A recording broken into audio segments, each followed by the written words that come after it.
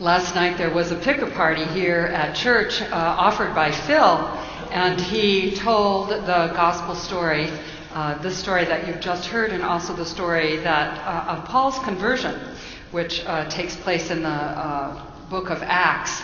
Phil did say to me this morning that he couldn't promise what he would keep out of this text. So we've heard a great version of John's story, and embellished, I would say, a bit by Phil Porter, and that always makes it more exciting. One of the gifts of Eastertide, which is this period that we are in between Easter and Pentecost, is the gift of listening to these texts from the gospel and from other writers who tell the story of Jesus' appearance to us in the midst of ordinary life. Post-Easter, he comes alive all over the place, all over the small country of which he is a member.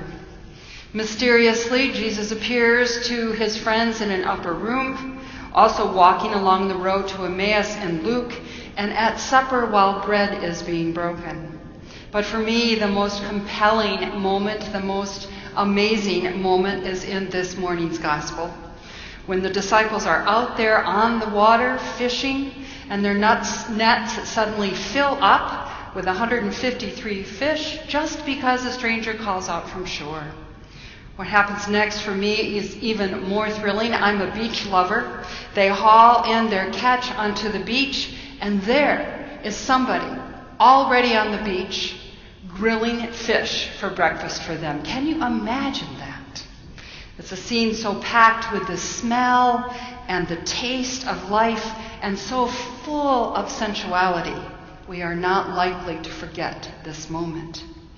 So just take a moment this morning, and in this sanctuary, feel the sand between your toes. Watch the smoke rise from the fire. Inhale the smell of grilled fish. First, that fish is being gutted and cleaned after it's been caught. Then it's flayed open and grilled on twigs over the fire. Taste that smoky grilled fish, maybe splayed out on a piece of flat bread for your early morning breakfast. Sit for a while. Feel the sand between your toes. Experience the warmth of that Galilean sun on your face. And then feel those fish, those beautifully grilled fish, hit your stomach and fill you up. What was the conversation like that morning? Breakfast on the beach? Scripture tells us that they were too shy in their group to ask if this was the Lord who was with them. So did they fill the air up with mundane things with each other? Please pass the sea salt. I'll have another piece of fish, please. My coffee's cold. Whatever happened among and around and within them, it's a morning of feasting and celebrating on the beach. And John says, and this is the third time that Jesus appeared to the disciples after he was risen from the dead. The post-resurrection experiences are meant to tantalize us. They are meant to make us feel the power of life that goes and reaches beyond death. And in this story, mission accomplished. We are reminded that the resurrected Christ journeys with us and is part of us in the most ordinary experiences of life. The followers of Jesus continue to experience Jesus as a living reality in their life, calling them beyond death into new life. Now, there isn't a person in this sanctuary this morning that knows the truth of this. Everyone, all of us know it. If you have loved and lost someone who is deeply a part of your life, you know this morning what the disciples were experiencing. You know this deep truth. Nothing separates us from the one we love, from the ones we love, not even death itself. The dead move through all of us, as the poet May Sarton reminds us, and we are bound to each other, to the living and the dead, through our memory, through dreams, and through reality. We see the dead among us. I see this morning, looking into the sanctuary, those who are no longer here, who always are here. For the disciples, those who were intimates of Jesus, the truth of Easter continued to be unwrapped in commonplaces while doing mundane, ordinary things like fishing or walking or making a meal together. For some, it was a mystical moment. For the two on the way to Emmaus, a very mystical moment where he walked with them. He even got to prepare a meal with them, and they didn't see him. Not until the bread was broken open did they see him. And then those beautiful lines, "Did not our hearts burn within us when we saw him on the road?" For others, it's less dramatic, but equally as intense. As names were spoken, we remember the Easter Sunday text when Jesus says the simple word, Mary. And last week's text, Thomas. And today's text, Peter. And then, after the name is spoken, the commandment is given. In all, the first generation of followers had a sense of the continuing presence of Jesus, never interrupted, Jesus walking among them as they were fed in daily, ordinary ways. The truth of Easter is grounded in these post-resurrection experiences. We know that Jesus is alive, Christ lives. We have these stories that we tell each other. Now there's a second part of this morning's story, and maybe the most important part, because after that glorious breakfast on the beach comes a question and a demand. Peter, once again, is put in the hot seat. It seems like that's where he goes no matter what happens. First of all, we hear what a strange story. He was naked, and then he puts his clothes on and jumps into the water. So immediately we're sort of, what's up with this guy? And swims to shore. He's so excited to see his friend and to be able to have a meal with him on the beach. But then the questions come at him rapid fire. Do you love me? Do you love me? Do you love me? Jesus asks Peter for a confession 3 times.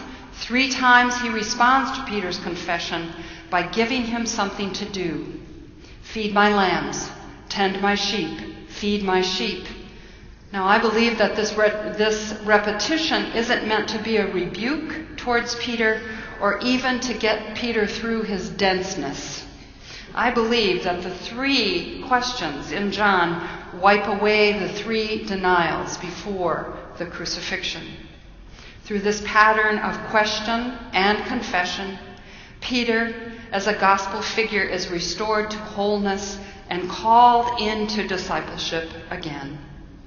Peter has been given bread and fish for breakfast, and now he has been fed. He has a stomach full, and he can now move into a whole new life, one of feeding and tending himself. He's moved from revelation and confession to discipleship and service. The deepest truth of Easter is not only about receiving the good news for ourselves and being fed by recognizing the risen Christ and the breaking of bread. The good news of Easter, at least as we see and hear it in today's story, is this. Once you get the message, you've got to return the favor by being willing to share the love, share the story, share the exquisite feast that has been prepared for everyone, not only you. This morning, there are feeding and tending stories that are taking place all over the world and in this congregation. Wherever people feel compelled to act or to serve on behalf of the good news of Easter, there is Christ risen in the midst of us. The vision of the Christian life flows out of that relationship with the Spirit of God that transforms us from being receivers into doers and givers. So here are some stories, very simple stories of transformation. Yesterday, 30 folks from this congregation planted 9 trees on behalf of the planet. There was Christ in the midst of them, hoisting a shovel. Feed my planet. This week, Maurice Bloom, Vice President of Church World Service, is out walking from Sonoma to Silicon Valley on behalf of the poor and raising awareness of the poor and the hungry in the Bay Area. This afternoon, I'll walk with him maybe a couple of miles. Maurice is averaging about 15 miles a day. Next week, we'll have a chance to walk ourselves in the Berkeley Crop Walk. If you can't walk, you can sponsor someone who will. There is Christ walking beside Maurice today and beside us next week. Feed my sheep. On the Rachel Maddow show earlier this week, Michael McBride, a minister from Berkeley, a member of Berkeley Organizing Congregations for Action and PICO, spoke on behalf of gun violence and how it's destroying whole communities, our community included, how it's destroying communities, families, and individuals, gunshot by gunshot by gunshot. There I see the risen Christ sitting right next to him on Rachel Maddow, urging him on. Tend my lambs. Sarah Miles lives in San Francisco, and she directs a food pantry in the Mission District. Every Friday, the line stretches around the block of the food pantry with folks who want groceries and a good lunch. Now, this food pantry is unusual. It's located inside a church, St. Gregory's of Nyssa. And the altar on Fridays is located in the middle of the chapel, and food is taken and put on that altar, and it's available to anyone. They do an amazing thing with food. They have growers who go to farmers markets and don't sell everything, come in with the food, and they pile it up on the communion table where it is freely given. Sarah says this about her work: we offer food to anyone without exception. We're the people that nobody wanted. We're the people who are gay and poor and living on the streets. We're old and crippled and prostitutes and children and foreigners, exactly the kind of people that Jesus liked to hang out with. Feed my sheep. The real story today is not only the story about breakfast on the beach, as wonderful and glorious and desirable as it must have been for those followers. The rest of the story, as Paul Harvey would say, is contained in God's injunction to Peter to move out into the world, to care for, to tend, to nurture, and to feed the world. This is the core of faith at Easter.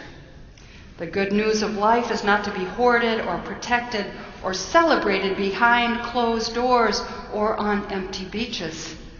The call is to move out beyond our doors, beyond our concerns of our own lives, into the world, which needs to know, in that Presbyterian phrase, in its despair, that God is just and loving. We do not do this on our own strength or through our own merit alone, but we do this with the one who finds the fish, fixes the meal, and issues the call, the simple call at the end of the John text: follow me.